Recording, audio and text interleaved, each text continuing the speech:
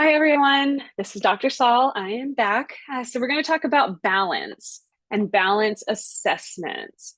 These are really beneficial for many different populations, but one in particular that it can be important to assess when as it relates to balance is older adults. With balance, it is looking at functions of involuntary contractions of large muscles of the body induced by body positions, balance, and threatening stimuli. It is looking at the ability to maintain the body's posture over their base of support and their state of equilibrium. So I showed you in the previous lecture about things like range of motion and your center of gravity. This is a way to be able to also measure a person's ability to stay in that center of gravity. If somebody is hunched over, so for example, somebody who uses a walker, that is going to change their center of gravity and going to move it forward because they're no longer balanced in the center of their body because some of their body weight is moved forward to be able to hold on to that walker. And that change in that center of balance, center of gravity and their base of support can cause more issues and potential for risk of falls because you're changing where that base of support is by moving it forward. So I wish I had a picture of what this looks like.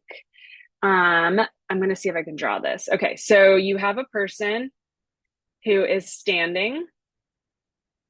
And so this is just like a person who does not use a wheelchair or does not use anything. Their base of support or their center of gravity is going to be right in the center of their body. For somebody who uses a walker, for example, so imagine I'm not a very good at drawing things, but imagine this is their walker. So you have the person with their hands on the walker and then their body here. So this is changing their base of support. Let me make this a little bigger. So now it is moving their position. So here, haha, do it bigger. Okay, so we have the walker and we have the person. So instead of them standing straight like that other person, they've, again, not great at the drawing, but it is okay.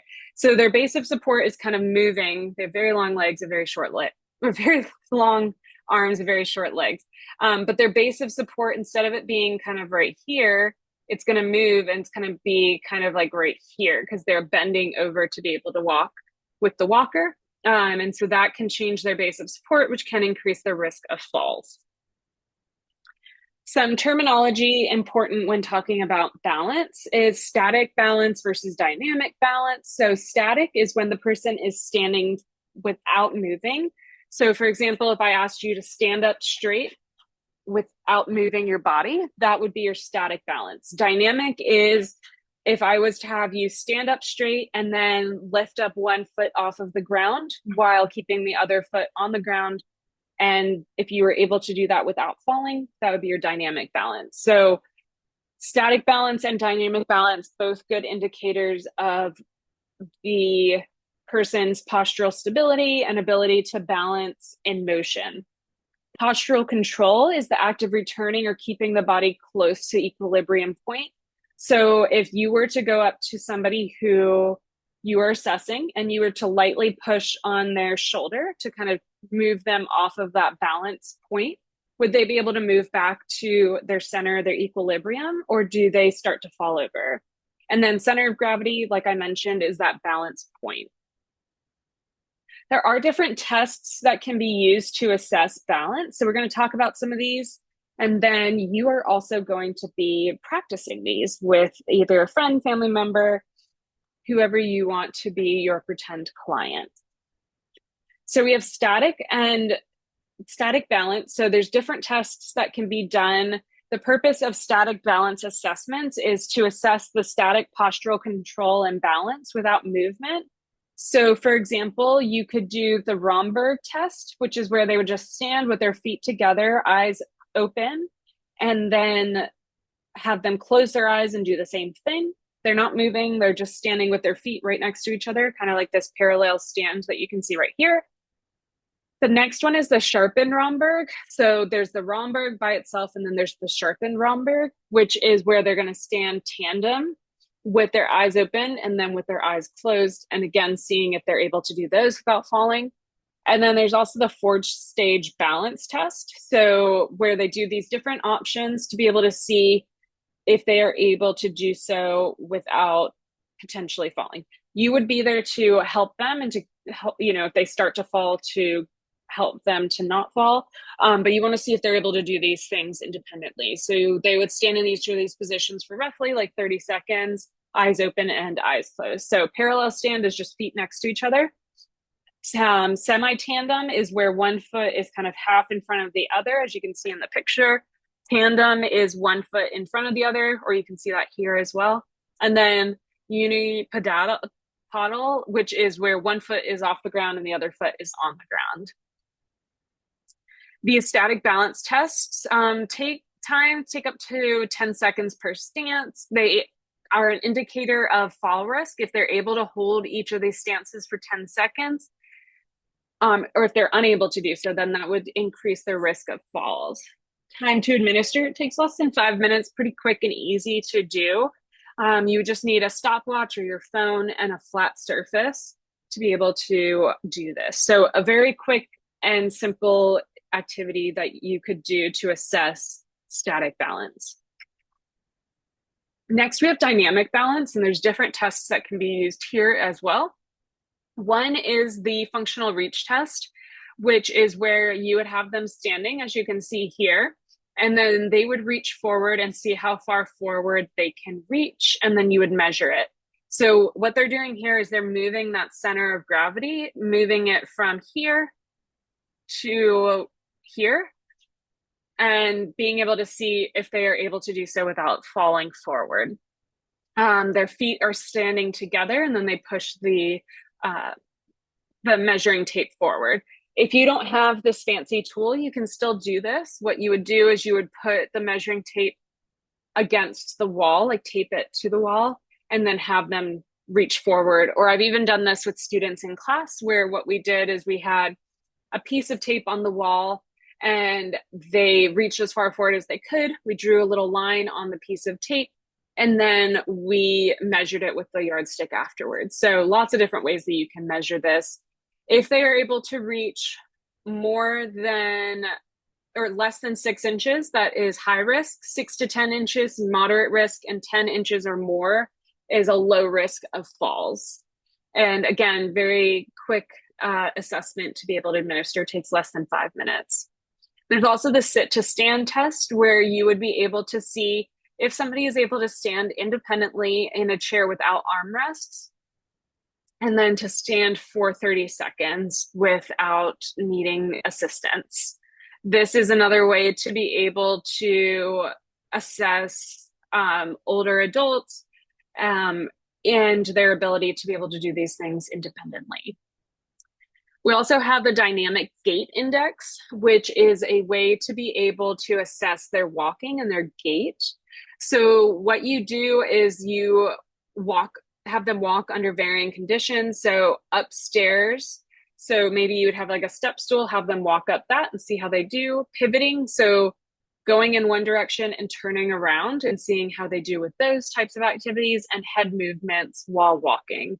And this is, again, a good way to be able to see their gait. Are they able to walk independently? Do they have any issues with things like stairs? All things that you would want to assess as a recreational therapist for like outings and different activities. Fall risk, less than 19, increased risk of falls. 22, safe to ambulate on their own. And so this is, again, a good indicator of balance. For sensory manipulation, there is the clinical test of sensory interactions and balance, the CTSIB,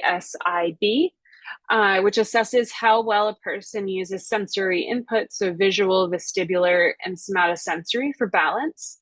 They would stand under 6 conditions with their eyes open, their eyes closed, on a firm surface, so like maybe a piece of wood, versus a foam surface, which that can affect their stability a little bit. And they do so in all of these different conditions for 30 seconds and with their eyes open, with their eyes closed. Then there is a modified version of the CTSIB. This one's a little bit quicker. It's only 4 conditions. So eyes open, eyes closed, eyes open on the foam board, eyes closed on the foam board to see their level of stability or instability. Next, we have the functional measures. So the first one being the Tonetti. So this is a way to evaluate gait and balance for fall risk in older adults. It has 9 balance and 7 gait assessments included, and the scores are 0 to 2 on each of them. High scores are an indicator of their risk of falls. And I have all of these assessments available in Canvas if you want to kind of look at them in more detail. Now we're going to go into the Berg Balance Scale. So this is one of the assessments that you're going to be doing and practicing as well. So with the Berg Balance Scale, the purpose is to assess static and dynamic balance in older adults. It has the sit to stand, stand unsupported, reach, turn around, pick up an object, single leg, stance, lots of different assessments that are included, 14 total. And the scoring is from 0 to 4 with a maximum score of 56. And it is a good indicator of risk of falls. Scores from 41 to 56 would indicate that the person is able to be independent. 21 to 40 would mean needs assistance. 0 to 20, usually somebody who is in a wheelchair or should be. And scores less than 45 in general mean an increased risk of falls. So if you were looking at creating like a fall program, looking at a program that has people complete the Berg balance and then people with a score less than 45 indicates that they would be appropriate for that fall risk program. It just needs a chair, stopwatch, and a ruler at 2, 5, and 10 inches. Next, we have the timed up and go, which the purpose of this one is to assess mobility, balance, and fall risk. So what you would do is you would look at things like standing from a chair, walking 3 meters, turning around, and coming and sitting back down. Very simple. It takes minimal time to be able to do this. Scores less than 10 seconds are ideal. That means that they do not have any risk of falls. More than 30 seconds is the need for an aid, so like a walker or some type of assistive device. And if they have a score of greater than 14 seconds, that means increased risk of falls. So with this, what you would need is a chair with an armrest, tape, and a stopwatch. And last but not least, the multi-directional reach test. So this test is similar to the one that we talked about earlier, the functional reach test, where they got to reach forward. The difference here is not only would they be reaching forward, they'd also be reaching to the right and the left. So they would put their back against the wall and then they'd have to reach towards the right side or towards the left side and be able to do so without falling. So this one, again, is an indicator of being able to not only to reach forward and backwards, but also to be able to reach from side to side. So would be a good indicator of their overall balance. All right, that is all that I have for you. If you have any questions, please let me know. In the next recording, what I'm going to be doing is going into detail about the assessments you'll be using for your assignment.